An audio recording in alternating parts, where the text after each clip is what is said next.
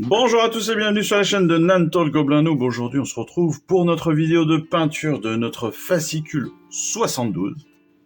Je sais, c'est bientôt la fin, vous êtes désespérés à devoir quitter cette collection extraordinaire que nous avons commencé ensemble. Donc on est au 72, on est bientôt sur la fin et aujourd'hui on a un des personnages les plus attendus et un des personnages les plus classe de la collection, c'est Bastien Cartalos. Alors on l'a monté, on a vu qu'on avait fait des sous-assemblages. Alors pourquoi ils nous ont fait faire des sous-assemblages? Eh bien je vous le dis depuis 72 numéros les gars, faut écouter un petit peu. Donc, pourquoi est-ce qu'on fait ça? Eh bien tout simplement pour se faciliter la peinture de certains éléments. Voilà, encore une fois, je n'arrête pas de vous le dire.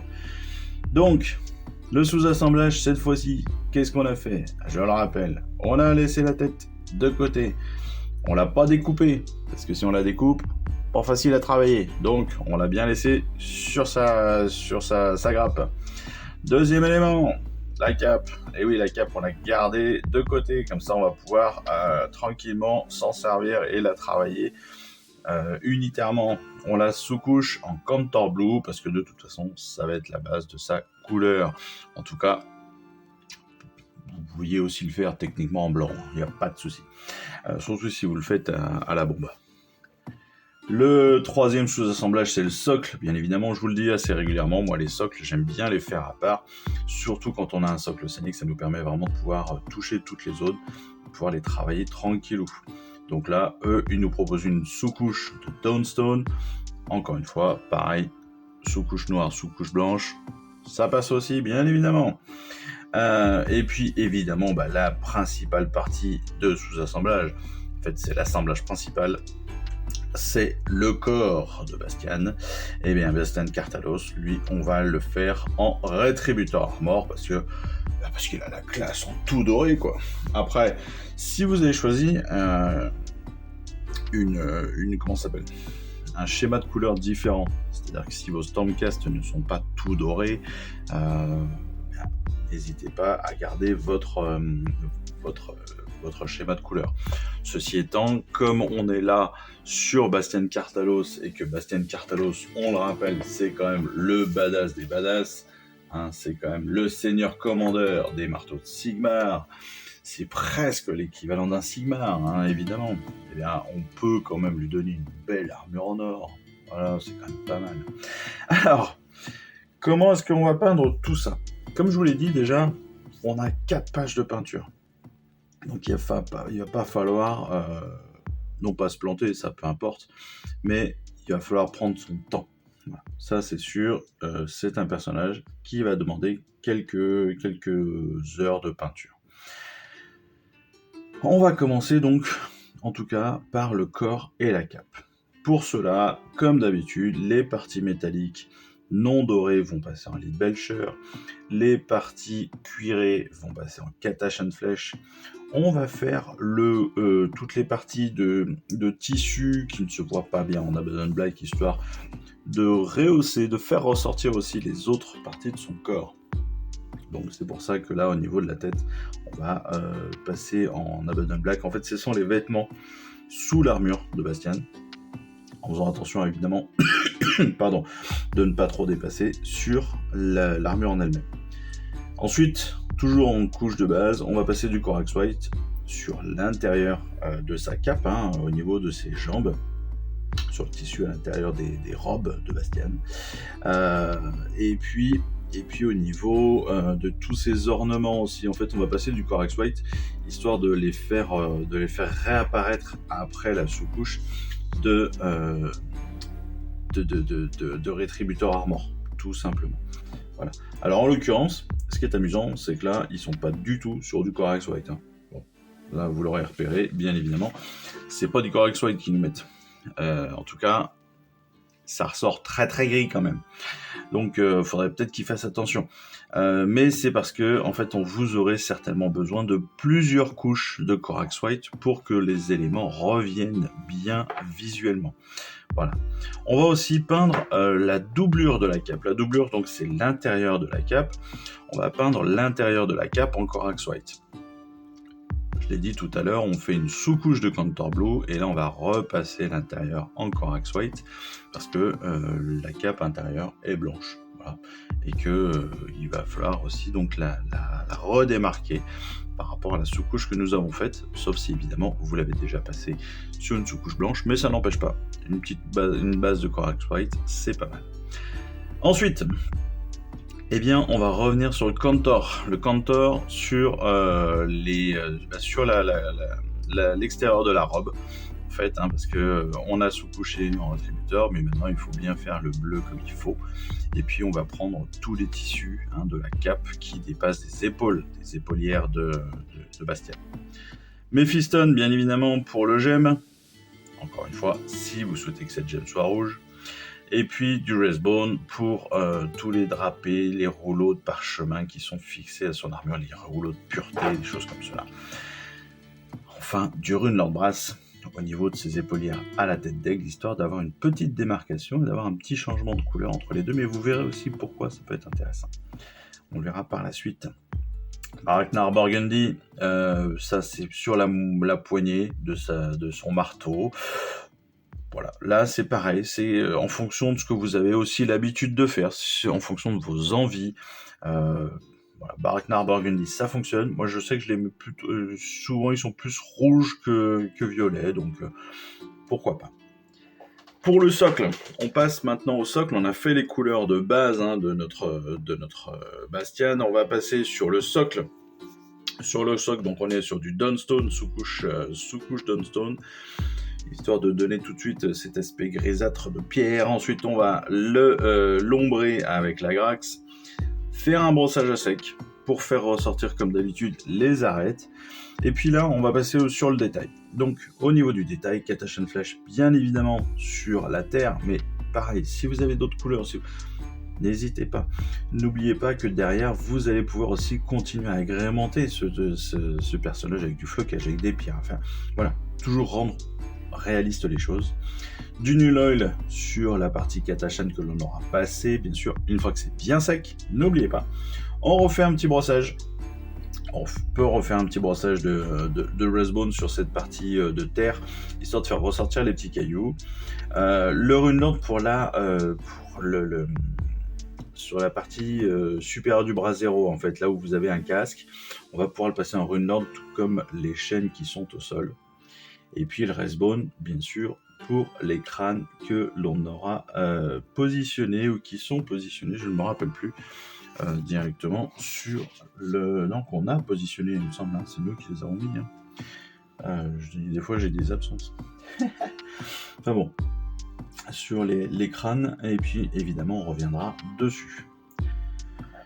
Une fois qu'on a fait ça, on va pouvoir... Alors, on nous avait dit, pour faciliter le collage, de mettre un petit peu de pâte à fixe. Je rappelle l'astuce de la pâte à fixe ou de la pâte adhésive, parce que la pâte à fixe, c'est une marque. Je rappelle l'astuce. Pourquoi est-ce qu'on met de la pâte adhésive ? C'est l'astuce du jour ? Non, pas du tout. Je sais pas pourquoi j'aurais pu faire ça depuis le début, c'était rigolo. En fait, la pâte adhésive, elle va permettre de sauvegarder, d'éviter qu'on ait de la peinture sur certaines zones. Et de ce fait, si on n'a pas de peinture sur certaines zones, la colle collera d'autant plus. On n'aura pas de bavure de colle, pas de bavure de peinture surtout. Parce qu'en fait, la colle et la peinture ne s'associent pas très bien. La colle fait fondre la peinture, donc c'est intéressant parfois, mais le mieux, c'est quand même d'avoir de la pâte adhésive qui vient donc protéger cette zone, et quand vous allez le coller, là en l'occurrence sur le socle, vous verrez que votre assemblage collera d'autant mieux. On vérifie bien évidemment, on ne juge pas les fautes d'orthographe, ou les fautes de frappe, en l'occurrence, vérifiez l'assemblage, et non pas l'assemblage, et non pas l'assemblage, comme le voudrait le français, pour être sûr qu'elle s'emboîte correctement, voilà, bien évidemment. On colle le tout, et on a donc notre base de personnage qui est quasiment extraordinairement finie. On va repasser maintenant, on va continuer les ombrages et les améliorations. Null Oil pour toutes les parties de cape, de robe, et puis les parties métalliques. Métalliques grisâtres. hein, bien évidemment l'Agrax sur le Runelord, donc pour les polières, et puis le Reikland bien sûr sur toute la partie Retributor Armor, histoire de faire d'ombrer un petit peu cette armure qui est presque trop parfaite en Retributor. Avec le Reikland, là on est pas mal. Le Skeleton Horde, comme d'habitude, on va le passer sur les parchemins, parce que ça lui donne cet effet vieilli que l'on recherche et qui est juste parfaite. On pourra continuer directement en collant la cape. C'est une idée, on retire la pâte adhésive, on colle la cape. Moi perso, je le ferai pas tout de suite. Pourquoi ? Parce qu'il y a pas mal de détails sur la cape que l'on n'a pas fait encore. Donc, j'attendrai un petit peu pour ça, même si on peut tout à fait le faire à ce moment-là. L'idée, en fait, c'est que là, on va aussi passer sur le Counter Blue, on va y passer du Null Oil pour l'ombrer. Et on va aussi y passer sur les épaulières, bien évidemment, sur les épaules, parce qu'on a déjà une partie de drapé sur les épaules. Donc, on peut le faire en même temps, on peut le faire séparément aussi. Et je pense honnêtement que séparément, c'est pas forcément une mauvaise idée, parce qu'après, regardez, il va falloir aller chercher les détails là, sur la cape, à l'intérieur de la cape, mais une fois qu'elle est collée, on va avoir tout le socle qui pourrait nous gêner. Je suis pas sûr que ce soit le plus simple à gérer. Donc c'est pour ça que moi perso j'hésite. Ils nous font faire un petit brossage sur la hampe du marteau avec du Slaanesh Grey, histoire de faire ressortir toutes les petites sculptures là, de la lanière qui a été tressée. Du Stormhost Silver en réo. Donc le réo, on rappelle, des traits très fins. Donc le Stormhost Silver avec le Retributor, ça fonctionne très très bien, bizarrement. On pourrait se dire que ça ne fonctionne pas, et pourtant. Et en fait, ça donne à la fois, ça améliore la visibilité de l'armure, mais puis ça donne un petit côté usure, en fait, entre les pièces qui peuvent être mobiles dans une armure. Donc c'est assez intéressant. Ça peut faire aussi un petit peu usure tout simplement du temps.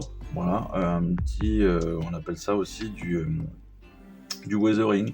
Donc c'est pas mal, ça fonctionne plutôt très bien, je trouve. Et puis pareil sur les parties métalliques type Lead Belcher, on va pouvoir aussi le rehausser avec ce Stormhost Silver.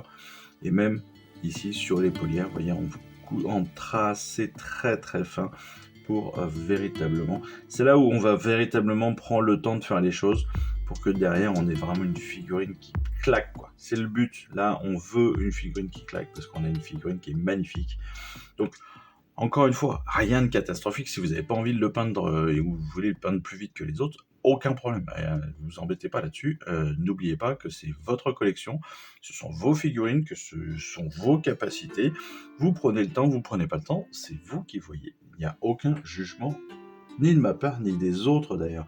À moins que vous l'emmeniez dans un salon pour faire un concours de peinture, et là vous aurez un retour évidemment critique. En dehors de ça, les gens ne vous diront pas non c'est de la merde, c'est dégueulasse. Ils vous diront peut-être tiens, tu pourrais peut-être faire ça pour améliorer, ou ça si tu as envie de l'améliorer. Si vous n'avez pas envie, c'est parfait, ne l'oubliez pas, ne prenez pas peur de votre peinture, soyez confiants et amusez-vous, encore une fois, c'est la base. On continue malgré tout. Dawnstone, vous voyez, pour rehausser les petits drapés.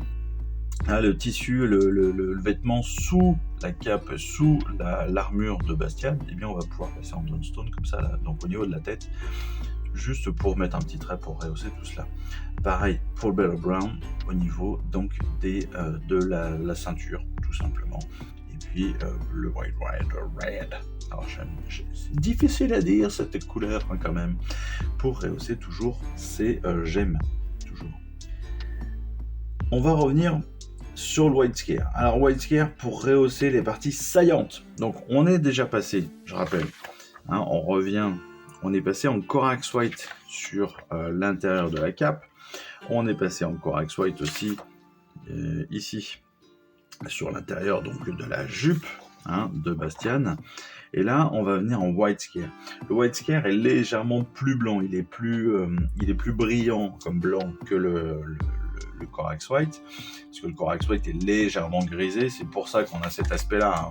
Je disais ça tout à l'heure, il était très gris. Et c'est normal, il n'est pas gris comme ça techniquement, mais enfin vous le verrez pas à ce point-là gris, je pense, sur votre figurine, encore que c'est une couche de base sur du rétributeur. Mais donc là, le White Scare, on va revenir sur tous les côtés saillants de notre cape. Donc, côté saillant, c'est quoi? Eh bien, c'est toutes les arêtes qui viennent vers vous. Voilà, tout simplement. Donc, toutes les arêtes qui viennent vers vous, vous allez passer un léger trait comme ça sur ces arêtes pour que vous puissiez faire bien ressortir la cape et bien rendre visible tout sur la doublure de la robe et sur la doublure de la cape. Le White Scare, vous allez aussi pouvoir faire revenir sur justement sur les parties d'icônes que vous avez pu mettre en avant en Corax White, c'est-à-dire au niveau de son bassin, mais aussi au niveau de sa couronne, je ne sais pas comment on appelle ça d'ailleurs, donc au-dessus de sa tête, on va pouvoir revenir là-dessus aussi pour faire ressortir les choses.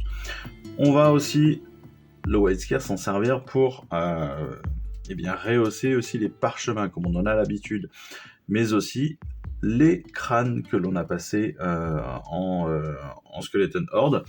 D'ailleurs, je reviens dessus, si quand même, on nous avait dit parchemin.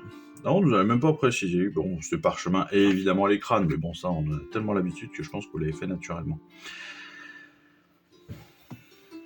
Ensuite, eh bien, on va revenir un petit peu sur la cape. On va repasser une base de Contour Blue pour que ce soit bien propre. Pour qu'elle soit aussi bien prise, en fait. Pas sur la totalité. Le Contour Blue, on va revenir sur, en fait, encore une fois, sur les parties saillantes, sur les parties supérieures cette fois-ci, pas que sur les arêtes, mais sur les parties supérieures. C'est-à-dire qu'on va pas revenir forcément dans le fond de la cape, mais principalement sur, on va dire, sur une moitié de la partie supérieure. C'est-à-dire que quand vous avez un creux là, vous n'allez pas revenir dans le creux, mais vous allez commencer peut-être à la moitié de la partie qui revient vers vous. Ça va lui permettre d'avoir pas forcément un dégradé, mais peut-être plus de profondeur justement, d'avoir cette double couche de Contour Blue, ça va vous permettre d'avoir une couleur un petit peu plus profonde sur certains endroits. Et puis, une fois que cette partie-là est sèche, eh bien on va rehausser. On va le rehausser avec le Teclis Blue. Teclis Blue, ça fonctionne très très bien avec le Contour. Et donc, on va revenir comme ça. Avec une couche diluée de Teclis Blue, on va rehausser les plis sur la robe et sur la cape de Bastien. Encore une fois, les parties saillantes supérieures des plis de la cape. Très important. Donc là, sur la robe, on va faire évidemment aussi l'extérieur, mais on va surtout faire les parties saillantes, donc vraiment les plis supérieurs de la cape et de la robe. Voilà, comme ça, vous le voyez bien. Et c'est ça qui va donner vraiment cet effet extraordinaire. On va passer ensuite sur les polières. Pour lui donner un petit peu un aspect un peu vert de gris, on va pouvoir, avec une couche très diluée type glacis, prendre du Sybaric Green et puis venir là, non pas sur la totalité de l'épaulière, mais bien que sur les creux en fait, et pas forcément sur tous.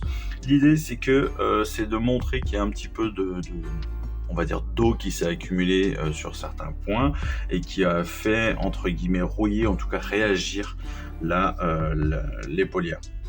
C'est pas rouiller, mais c'est évidemment réagir. Voilà. Ça, vous pouvez aussi, si vous avez d'autres peintures, d'autres choses que les éléments de la collection, vous pouvez aussi revenir avec du Nilacoxide. Nilacoxide, ça marche parfaitement.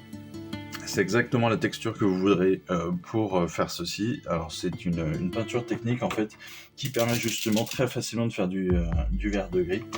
Et en fait c'est une peinture technique qui fonctionne très très bien avec les Nighttones aussi.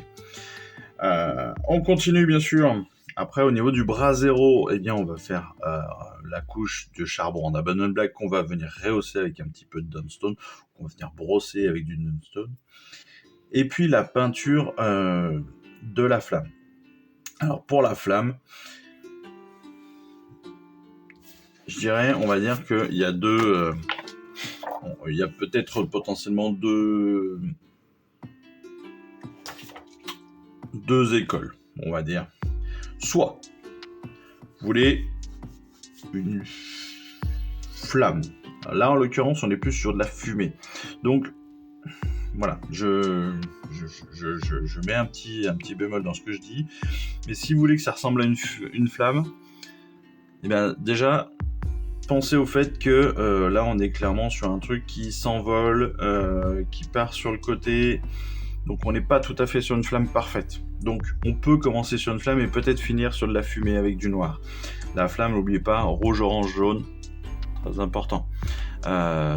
N'oubliez pas le sens, ça c'est important, le sens de votre flamme. Pourquoi je dis ça ? Parce que on a parfois des réflexes de peinture qui ne sont pas les bons, voilà, tout simplement.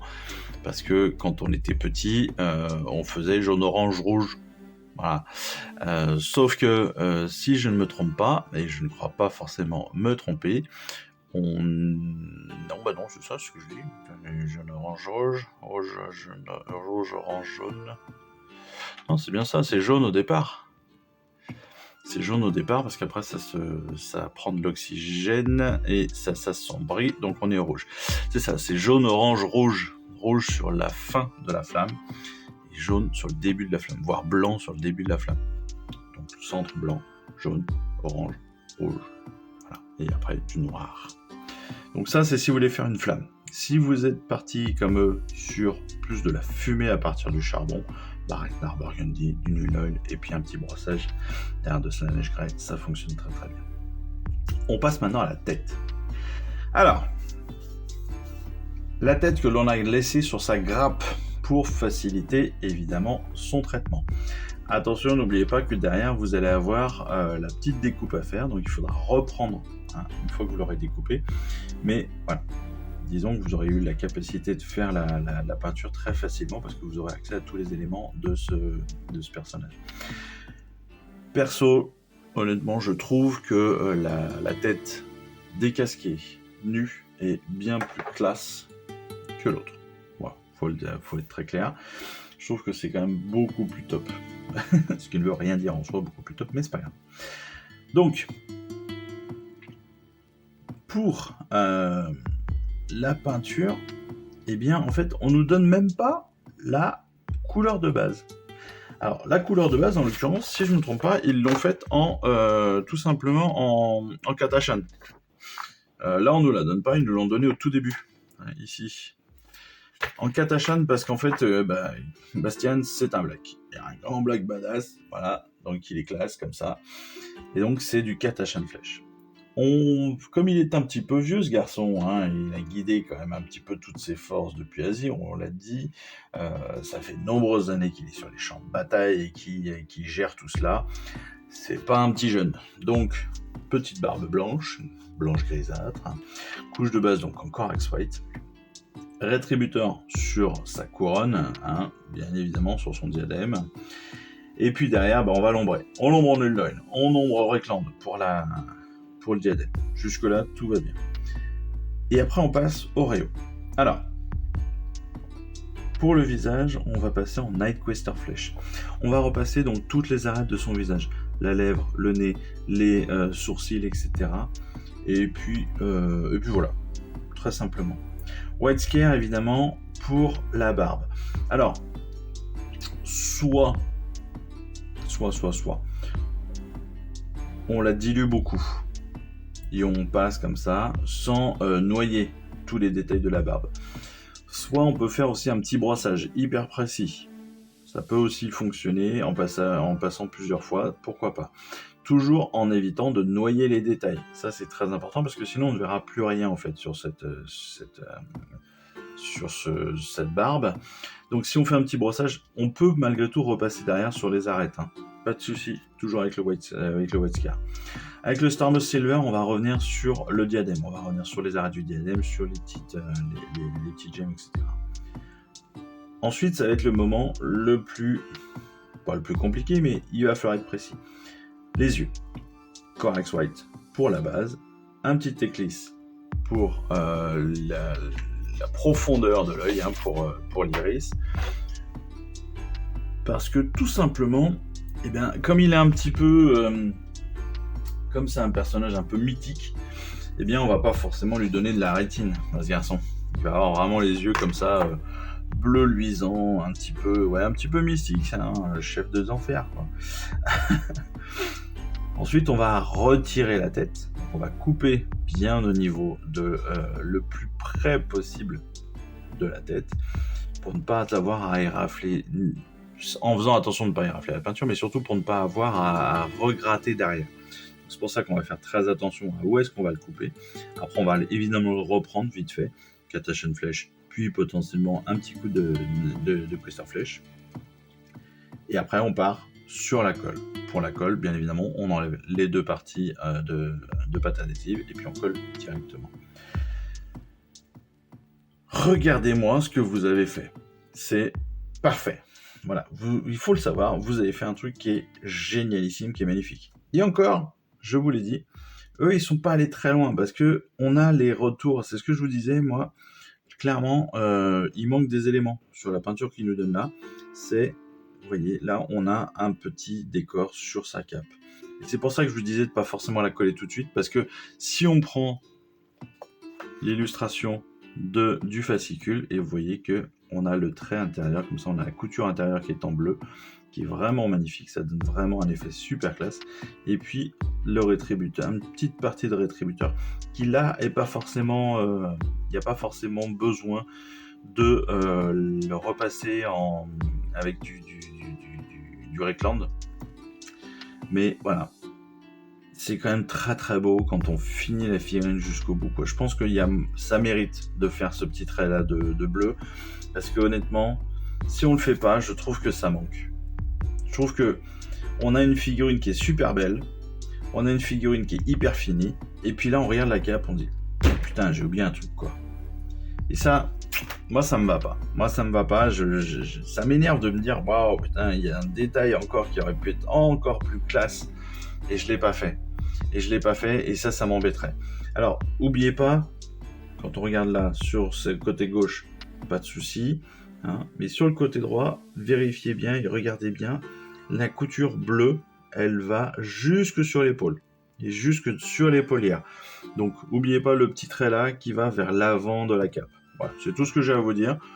Mais je pense quand même que ça mérite de faire la totalité sur une figurine qui est aussi classe que ça. Voilà. Et ben voilà. On s'arrête là pour cette peinture qui était un peu longue. Cette peinture sans figurine, une demi-heure de vidéo juste pour expliquer le fascicule. N'oubliez pas surtout, prenez votre temps. Soyez cool avec vous-même. N'ayez pas peur de ce que vous faites et n'ayez pas peur du retour des autres. Parce que déjà, un, vous en foutez si vous le souhaitez, et puis deux, c'est vous qui peignez, c'est pas les autres. Voilà. Donc les autres vont vous donner des conseils, mais des fois, les conseils c'est bien gentil, mais quand ils font rien, on s'en fout. Donc, profitez. Là, vous avez une des plus belles figurines de la collection à peindre. Donc, profitez, prenez le temps, amusez-vous, et puis voilà. Et puis de toute façon, vous allez faire une tuerie, c'est sûr, parce qu'une figurine comme ça, vous pouvez que faire une tuerie. Et ben on va s'arrêter là. Je vous souhaite à tous une excellente fin de journée. Je vous remercie encore pour toute cette aventure, pour tous vos commentaires super positifs. J'essaye toujours de répondre à peu près à tout le monde. Je sais qu'il y en a 2-3 où je suis un super en retard, mais bon, c'est pas grave, je me ferai pardonner un jour, j'en suis certain. Je n'hésiterai pas à vous répondre un jour ou l'autre. Mais voilà. En attendant, rendez-vous dans la prochaine vidéo de règles, et puis d'ici là, moi je vous souhaite à tous une excellente fin de semaine, et puis je vous embrasse. Allez, ciao, bye bye. Je vous remercie d'avoir suivi cette vidéo. Si ça vous a plu, abonnez-vous, lâchez un petit like et un commentaire, et suivez-moi sur Instagram où je poste régulièrement des photos de mes dernières réalisations et dernières peintures. Et puis comme il est maintenant de tradition sur la chaîne, je vous souhaite une excellente fin de journée, et surtout, lisez bien, collectionnez bien, assemblez bien, peignez bien et jouez bien. Allez, je vous embrasse et puis je vous dis à très vite. Allez, ciao, bye bye.